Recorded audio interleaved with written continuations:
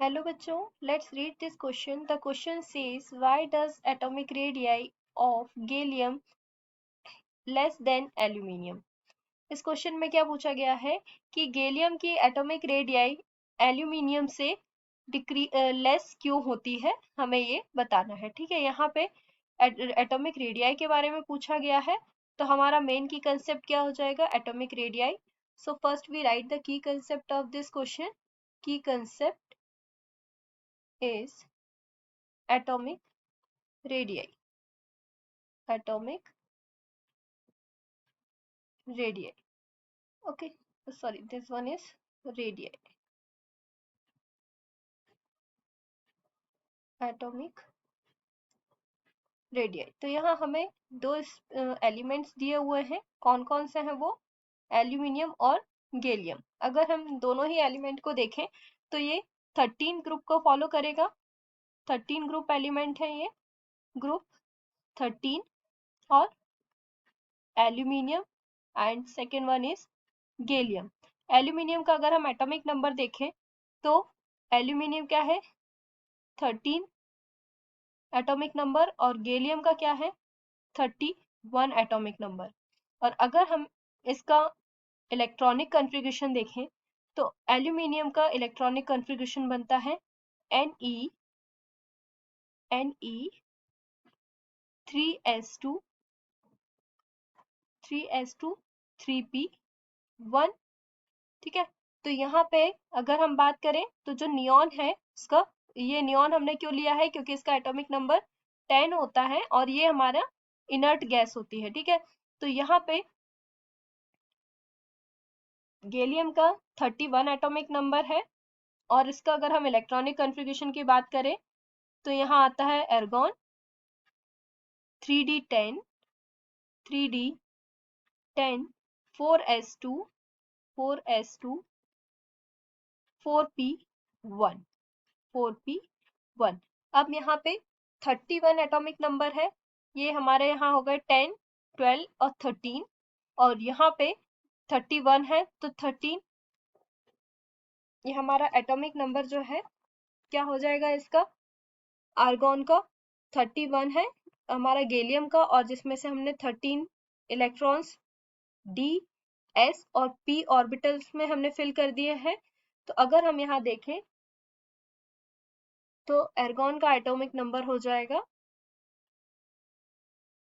18। ठीक है, तो 18 इलेक्ट्रॉन्स कौन शो करता है, एर्गॉन, देन 3d10 4s2 4p1, तो हमारा टोटल हो गया 31 atomic number of gallium.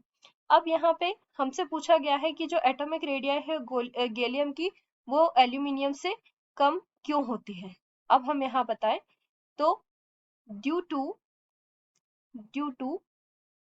Week shielding effect, due to weak shielding effect, due to weak shielding effect of 3d10 electrons of penultimate shell of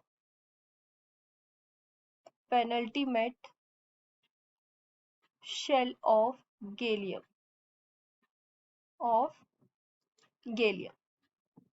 ठीक है, अब हम देख लेते हैं यहाँ पे कि पेनल्टीमेट शेल कौन से होते हैं। अगर हम देखें ऑर्बिटल्स डायग्राम तो हमारा ये क्या होगा, न्यूक्लियस में क्या प्रेजेंट है, ये प्रोटॉन्स, और ये हमारे आउटर मोस्ट शेल होंगे। तो इसमें से अगर हम बताएं तो ये जो लास्ट वाला शेल होता है, इसको हम बोलते हैं outermost shell, outermost shell. ठीक है, अब ये जो सेकेंड नंबर का शेल है, इसको हम बोलते हैं पेनल्टीमेट शेल, पेनल्टीमेट शेल। और नियर टू द न्यूक्लियस ये होता है anti penultimate shell, anti penultimate shell. ठीक है, तो अगर हम इन दोनों को ही मिलाएं तो इन दोनों को हम क्या बोलते हैं, inner shell. This one is inner shell.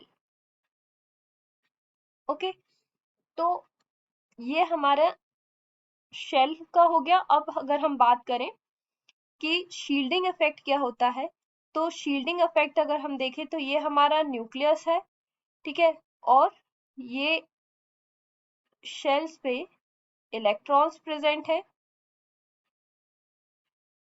अब यहाँ पे जो हमारे इनर शेल है, इनमें जो इलेक्ट्रॉन्स प्रेजेंट है, क्या होगा, ये जो आउटर मोस्ट शेल में जो हमारे इलेक्ट्रॉन्स होंगे, इनके थ्रू जो फोर्स लगेगा आउटर मोस्ट इलेक्ट्रॉन्स को through the inner most electrons, वो क्या होता है, शील्डिंग इफेक्ट। ठीक है, ये होंगे हमारे electrons, core electrons, this one is core electron and this is outer electron, outer electrons. ठीक है, तो ये जो अंदर जो इलेक्ट्रॉन्स प्रेजेंट है, ये क्या करेंगे, ये इन इलेक्ट्रॉन्स को इन इलेक्ट्रॉन्स के साथ रिपल्शन करेंगे। ठीक है, क्योंकि इलेक्ट्रॉन्स इलेक्ट्रॉन्स क्या है, नेगेटिवली चार्ज है, तो ये इलेक्ट्रॉन्स इन इलेक्ट्रॉन्स के साथ रिपल्शन करेंगे। ठीक है, और रिपल्शन होने के बाद ये जो बाहर की तरफ इलेक्ट्रॉन्स प्रेजेंट है, इनको ऑर्बिट से बाहर कर देंगे। ठीक है, तो जितना ज्यादा, अगर हम यहाँ पे साइज की बात करें, if the weak if the weak shielding effect if the weak shielding effect अगर shielding effect weak होगा, तो यहाँ पे हम देख लेते हैं, if the shielding effect if the weak shielding effect size decreases, size क्या होगी, डिक्रीज होती जाएगी। if the strong shielding effect if the strong shielding effect size increases, size increases। ठीक है, तो जितना ज्यादा शील्डिंग इफेक्ट होगा, साइज उतनी ही, जितना स्ट्रॉन्ग शील्डिंग इफेक्ट होगा उतनी ही साइज इंक्रीज होती जाएगी, जितना वीक शील्डिंग इफेक्ट होगा तो साइज डिक्रीज होती जाएगी। ठीक है, तो यहाँ पे वीक शील्डिंग इफेक्ट है ऑफ 3D इलेक्ट्रॉन्स। यहाँ पे गैलियम हम देख रहे हैं, यहाँ पे क्या है, 3D इलेक्ट्रॉन्स प्रेजेंट है। तो यहाँ जो इनर मोस्ट इलेक्ट्रॉन्स है वो किस में फिल्ड है, डी ऑर्बिटल्स में है, और जो आउटर मोस्ट है वो किस में है, 4s और 4p इलेक्ट्रॉन्स में है, वैलेंस इलेक्ट्रॉन्स।